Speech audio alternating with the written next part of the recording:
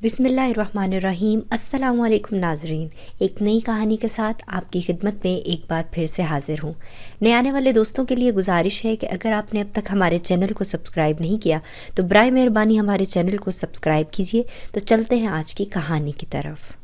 मैं काबिल नफ़रत ना थी, लेकिन लोग मुझसे नफ़रत करने लगे और अब यकीन है कि अगर माँ बाप भी ज़िंदा होते तो मुझे अपनी बेटी कहना पसंद ना करते, इसलिए कि तकदीर ने वतन छीना और फिर एक कम ज़र्फ़ और घटिया आदमी की वजह से मैं मासूम लड़की से तवाइफ बनने पर मजबूर हो गई।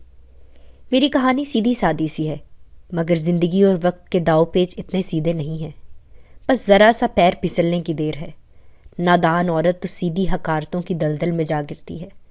हालात के हाथों ये तबाह हाल औरत फिर चाहे जितना पुकार पुकार कर कहे कि मुझे बचा लो, इस दलदल से निकाल लो, लोग इसे तवाइफ ही जानते हैं और वे इसे बचाने के लिए हाथ बढ़ाने से डरते हैं।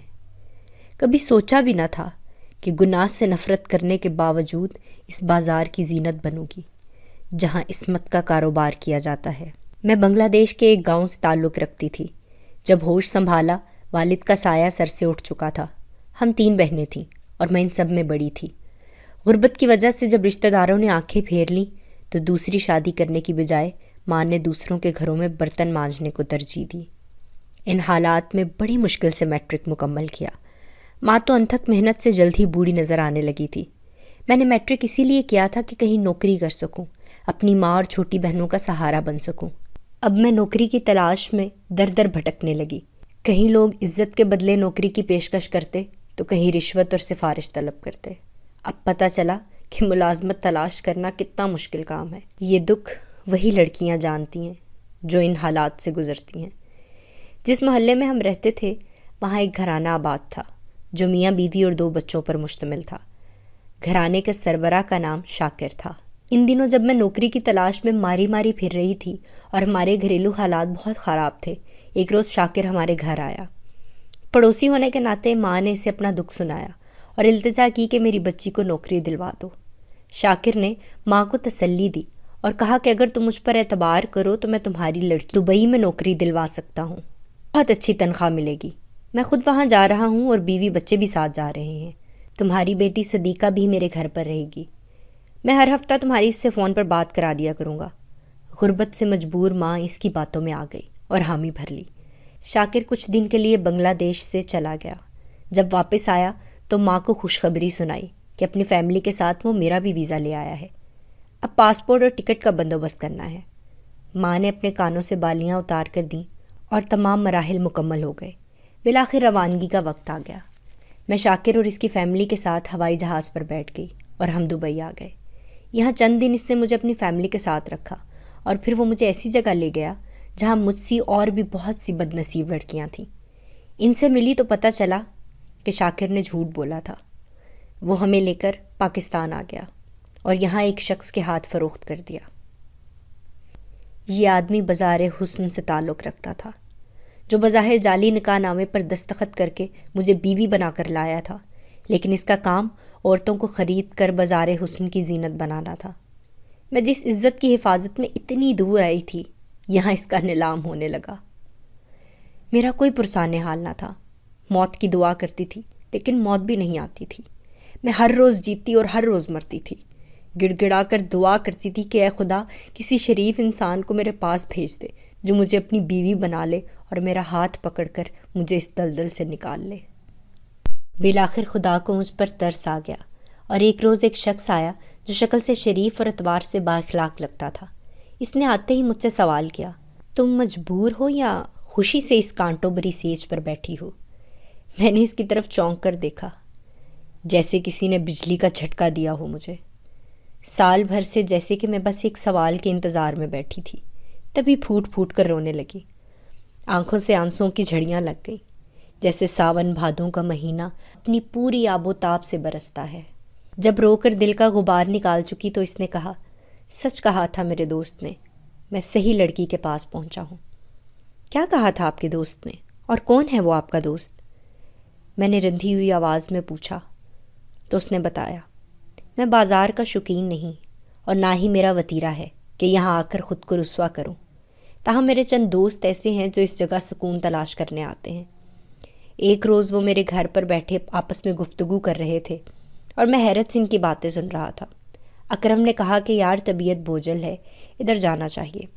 دوسرا بولا اس بار شاہد سے کہنا پھر اس لڑکی سے نہ ملا دے جس کا نام ہم نے روتی صورت رکھا ہے، ہر وقت روتی رہتی ہے۔ ارے ہاں یار، وہ صدیقہ، وہ تو نفسیاتی مریض ہے، خوبصورت تو بے حد ہے، لیکن ابھی تک اس نے اس ماحول کو قبول نہیں کیا۔ کوئی دل بہلانے جاتا ہے اور یہ رو رو کر غموں کو دگنا کر دیتی ہے، دل خراب ہو جاتا ہے۔ میرے دوسرے دوست نے بھی تائید کی۔ تیسرے دوست نے کہا یار مجھے تو ترس آتا ہے اس کمبخت پر، ایک بندے نے اسے دھوکہ دیا اور یہاں لے آیا نوکری کا جھانسا دے کر۔ وہ بیچاری شریف لڑکی ہے، جب ہی تو روتی ہے۔ میں نے جب دوستوں سے ایسی باتیں سنی، اتا پتہ دریافت کیا اور یہاں تک آ گیا۔ جب پہلی نظر تم پر پڑی تو تمہاری اچھی صورت سے میں متاثر ہوا، مگر تم سے بات کرتے ہی معلوم ہو گیا کہ تمہیں طوائف ضرور بنا دیا گیا ہے، مگر تمہارے اس سجے ہوئے جسم کے اندر ایک شریف عورت ابھی بھی زندہ ہے۔ اچھا بتاؤ تم یہاں تک کیسے پہنچی اور کون لایا تھا تمہیں یہاں؟ تبھی میں نے اپنی ساری کہانی نسیم کو سنا دی۔ میری کہانی سن کر اس کے دل میں رحم جاگ گیا۔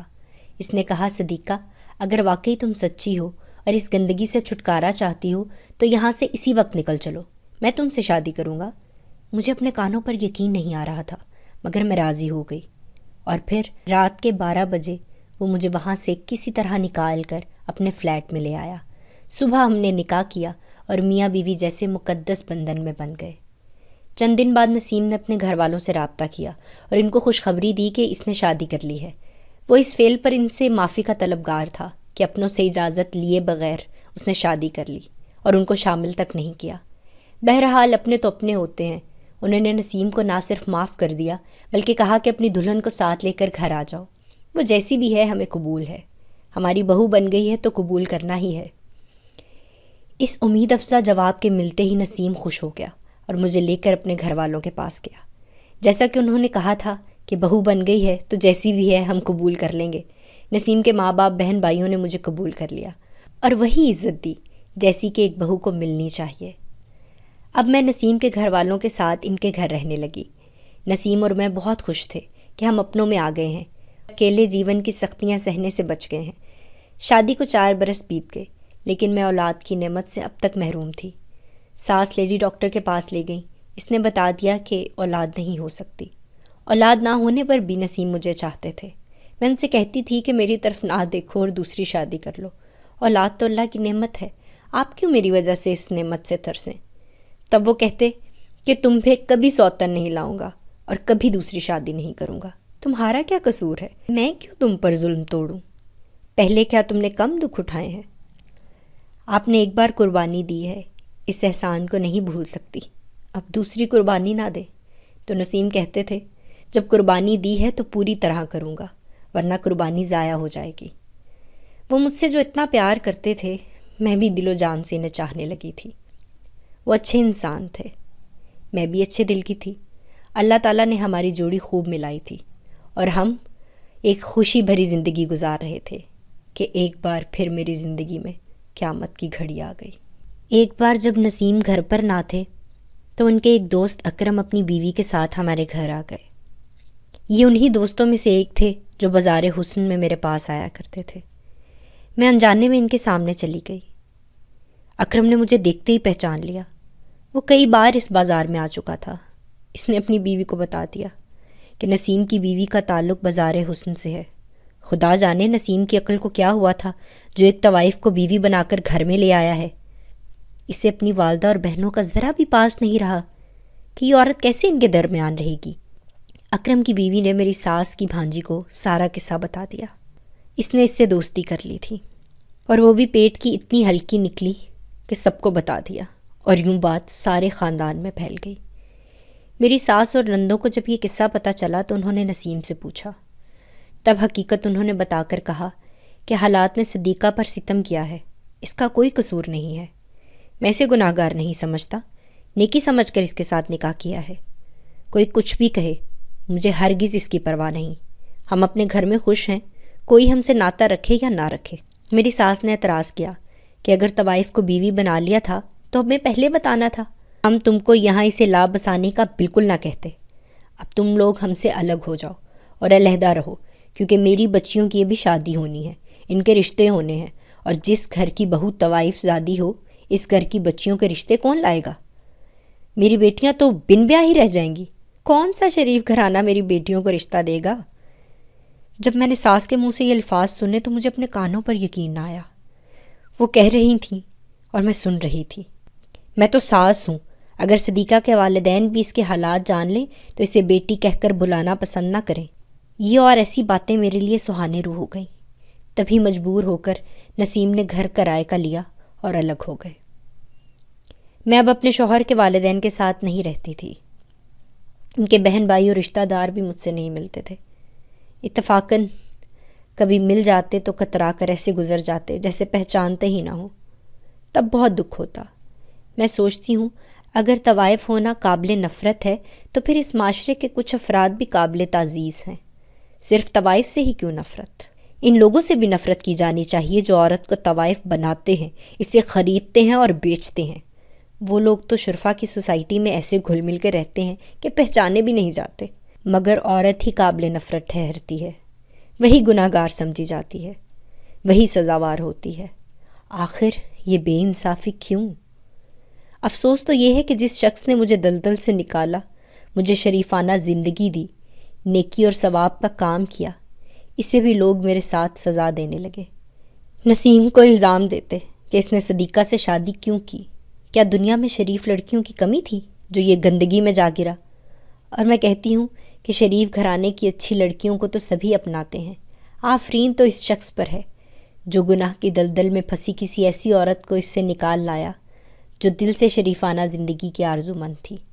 اگر واقعی کوئی عورت ایسی ہو اور وہ شریفانہ زندگی کی آرزو مند ہو تو اس کو شریفانہ زندگی دینا اور گناہ آلود زندگی سے نکال لینا ایک بہت بڑی نیکی ہے۔ معاشرہ چاہے نسیم سے جتنی بھی نفرت کرے، مگر میں تو یہی کہوں گی کہ نسیم نے مجھے اپنا کر جو نیکی کی ہے اس کا اجر اس کو میرا خدا دے گا۔ تو ناظرین، یہ تھی آج کی کہانی۔ اگر آپ کو پسند آئی ہو تو اسے لائک کیجئے، شیئر کیجئے، سو امپورٹنٹ چیز کامنٹ باکس میں رائے کا اظہار ضرور کیجئے، اور اگر چینل کو سبسکرائب نہیں کیا تو وہ بھی لازمی کر لیجئے۔ اگلی کہانی تک کے لیے اللہ حافظ۔